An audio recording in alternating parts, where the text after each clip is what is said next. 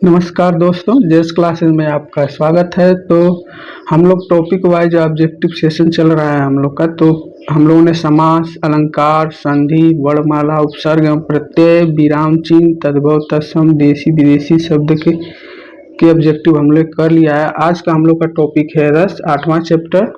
तो प्लीज अगर आपने इन चैप्टरों को नहीं देखा है तो जाकर देखिए और अपनी तैयारी की जांच भी आप कर सकते हैं इसके माध्यम से। तो आइए शुरू करते हैं पहले क्वेश्चन से।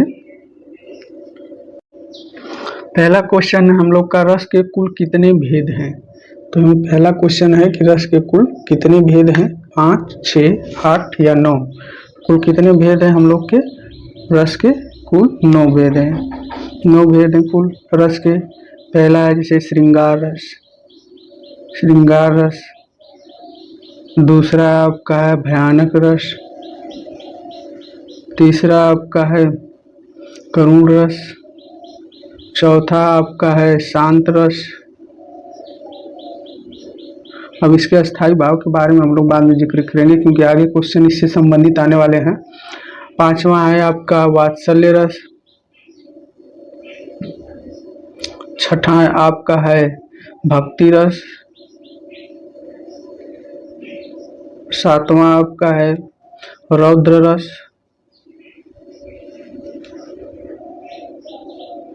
सातवां के बाद आपका आठवां है वीर रस। नौवां आपका है हास्य रस। 10वां आपका है, 10वां 11वां भी माना जाता है अस्थायी भाव के, इसमें वीरभद्र रस और एक अद्भुत रस। ठीक है, तो हम लोग के पूरे 9 भेद होते हैं जिसमें भक्ति रस और वात्सल्य रस को इसमें नहीं माना जाता है। ठीक है, ये आपका 11 हो जाएंगे। तो हम लोग का कितना होगा भेद? कुल 9, यानी डी वाला ऑप्शन सही हो जाएगा। अगला है कि रस के कुल अस्थायी भावों की संख्या। तो जितने रस उसके अस्थायी भाव, अगर हम लोग 9 माने हैं तो 9 हो जाएंगे आपके अस्थायी भाव। वही श्रृंगार रस के अगर बात करें तो रति होता है। भयानक रस का बात करें तो भय होता है। अस्थायी भाव के बारे में जिक्र हो रहा है। करुण रस के बारे में बात करें तो शोक होता है। और वात्सल्य रस की बात करें तो वात्सल्य रति होता है, वात्सल्य रति। 4 हुआ। 5वां आपका है शांत रस। शांत रस का आपका होता है निर्वेद या सम, निर्वेद या सम होता है, निर्वेद या सम होता है 5वां। 6ठा का होता है भक्ति रस का। भक्ति रस का आपका होता है भगवत विषयक होता है, विषयक। 7वां आपका हो जाएगा रौद्र रस। रौद्र रस का हो जाता है क्रोध, अस्थायी भाव। आपका 8वां है, 8वां आपका हो जाता है वीर रस। वीर रस का आपका हो जाता है उत्साह। फिर अद्भुत रस का हो जाता है आपका 9वां है विस्मय या आश्चर्य होता है। और 10वां हो जाता है वीरभद्र रस। इसका होता है जुगुप्सा या घृणा। 11वां आपका हो जाता है लास्ट हास्य रस का होता है हास। सारे अस्थायी भाव के बारे में हम लोगों ने जान लिए। तो आइए आगे चलते हैं तीसरे नंबर पर। तीसरा आपका क्वेश्चन है कि रस के कुल कितने अवयव या अंग है।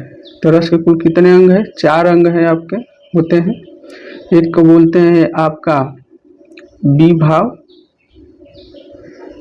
अनुभाव, संचायी भाव या व्यभिचारी बोलते हैं, और लास्ट है अस्थायी भाव। ठीक है, ये सारे 4 होते हैं, यानी डी वाला आंसर आपका सही हो जाएगा। आगे है कि रस संप्रदाय का प्रवर्तक किसे कहा जाता है। तो रस संप्रदाय का प्रवर्तक किसे कहा जाता है?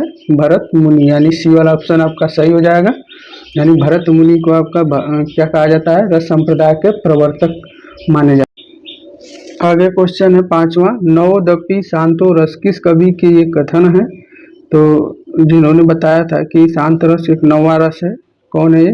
अभिनव गुप्त। यानी पहला वाला आंसर आपका सही हो जाएगा, यानी कि अभिनव गुप्त जी ने कहा था नवोदपि शांतो रस। ठीक है, आगे बढ़ते हैं छठे क्वेश्चन पर। छठा क्वेश्चन, किस रस को रसराज या रसपति कहा जाता है? तो रसराज या रसपति या रसों का राजा, ये क्या है? बी वाला आंसर, यानी श्रृंगार रस को आपका रसराज का। इसके स्थायी भाव के बारे में जिक्र कर देते हैं। श्रृंगार का होता है रति, जिसे प्रेम का। शांत का होता है निर्वेद या सम, ये होता है। हास्य रस का होता है हास। वीर का होता है उत्साह। ये अस्थायी भाव। अस्थायी भाव ज्यादातर पूछता है क्वेश्चन, तो इसलिए अस्थायी भाव को याद रखना।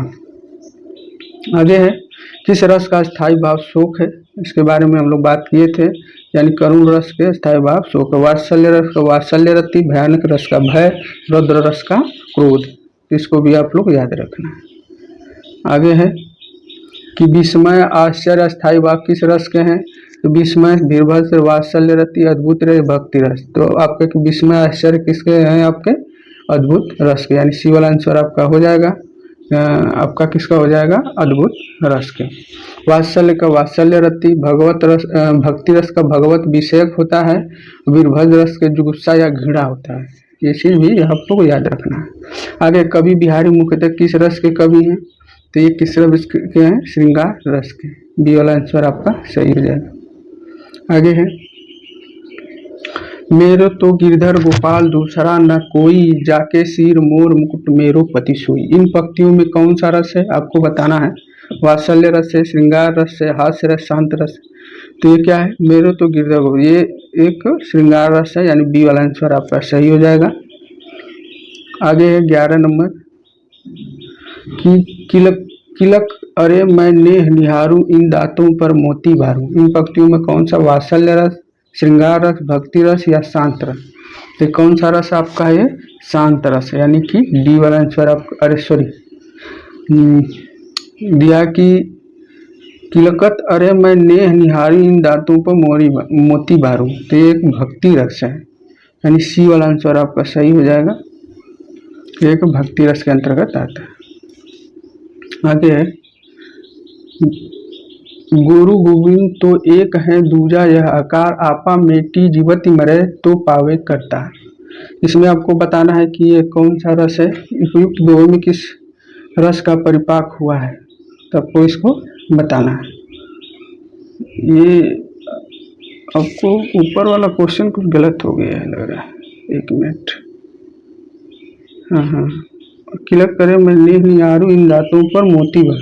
नहीं, सॉरी, ये वात्सल्य रस होगा। ये वाला ऑप्शन आपका सही है, वात्सल्य रस। ठीक है, ये आपका वात्सल्य रस होगा। 12 कि गुरु गोविंद तो एक है, दूजा यह आकार, आपा मेटी जीवति मरे तो पावे करता है। उपयुक्त में कौन सा है?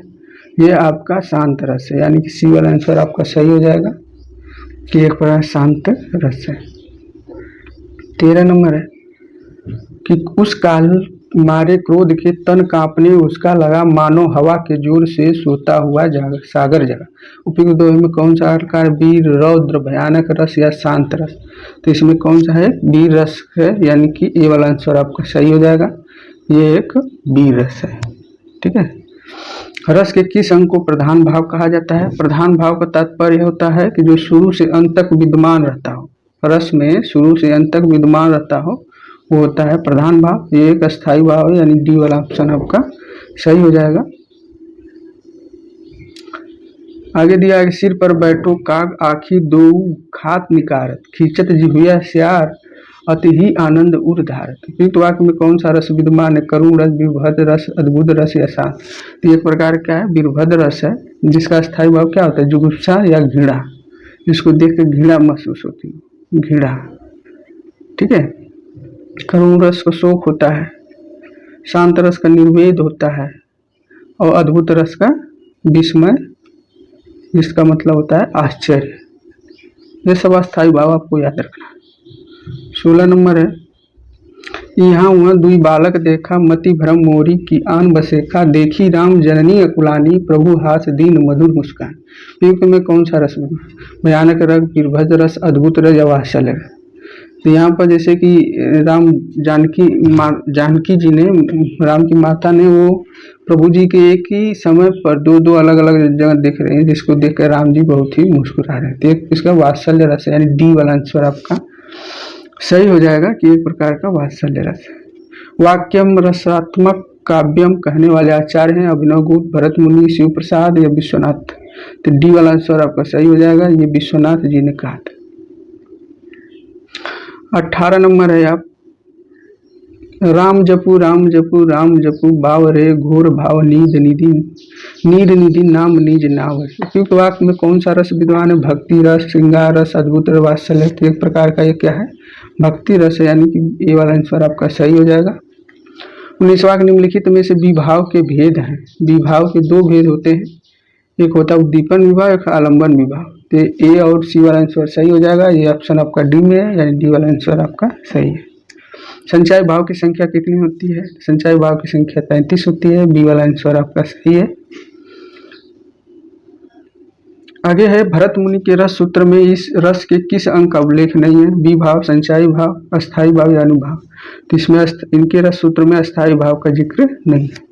हिंदी साहित्य का नौवां रस नवोदपी शांतो रस किसने? अभिनव गुप्त ने कहा था। तो यही कौन सा है? शांत रस, यानी डी वाला आंसर आपका सही हो जाएगा कि शांत रस को नौवां रस कहा जाता है। तो ये वीडियो कैसा लगा कमेंट बॉक्स में जरूर लिखिए, अपने मित्रों को ज़्यादा से ज़्यादा शेयर करें और सब्सक्राइब करने के लिए प्रेरित करें। तो आज के लिए बस इतना ही। जय हिंद, जय भारत।